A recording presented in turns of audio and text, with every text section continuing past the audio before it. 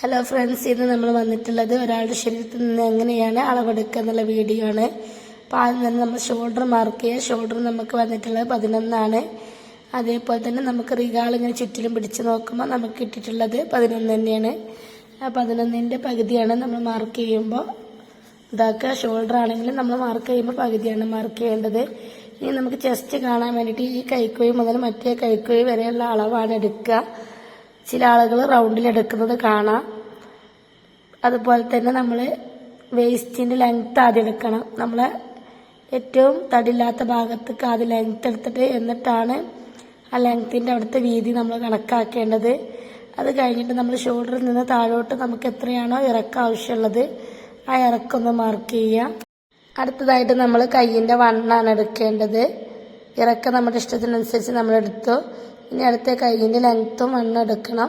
അപ്പോൾ length full സ്ലീവാണ് എടുക്കുന്നത്. അപ്പോൾ ഞെരിയാണി വരെയുള്ള ഇറക്കം നോക്കുക. അതിൻ്റെ കൂടെ നമ്മൾ 1.5 ഇഞ്ച് കൂട്ടണം. അതേപോലെ തന്നെ വണ്ണം എടുക്കുക. വണ്ണം എടുക്കുമ്പോൾ ഒന്ന് ലൂസാക്കിയിട്ട് പിടിക്കണം. പിന്നെ ഈ ഭാഗത്തുള്ള വണ്ണം എടുക്കണം. ഫുൾ സ്ലീവ് ആകുമ്പോൾ മുട്ടിന് താഴെയുള്ള ഒരു വണ്ണം എടുക്കണം. ഏറ്റവും കൈപ്പത്തിൻ്റെ ഭാഗത്തുള്ള അളവെടുക്കണം. ഈ ഭാഗത്തുള്ള അളവെടുത്താലുള്ളൂ നമ്മൾ ഫുൾ സ്ലീവ് കയറാൻ എളുപ്പമായിട്ട് നിൽക്കുക. ഇനി ജസ്റ്റ് നമ്മൾ നെക്കിൻ്റെ ലെങ്ത്ത് ജസ്റ്റ് ഇങ്ങനെ പിടിച്ച് നോക്കുക എത്ര വരുന്നുണ്ട് എന്നുള്ളത് ജസ്റ്റ് നമുക്ക് മനസ്സിലാക്കാൻ വേണ്ടിയിട്ട്.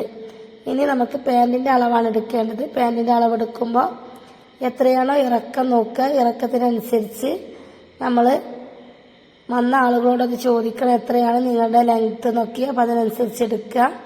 ഇനി അടുത്തതായിട്ട് നമുക്ക് അരവണ്ണാണ് എടുക്കേണ്ടത്. അരവണ്ണം ഇങ്ങനെ എടുക്കുമ്പോൾ നമ്മൾ 30 ആണെന്നുണ്ടെങ്കിൽ അതിൻ്റെ കൂടെ +10 കൂട്ടിയിട്ട് 40 മാർക്ക് ചെയ്യണം.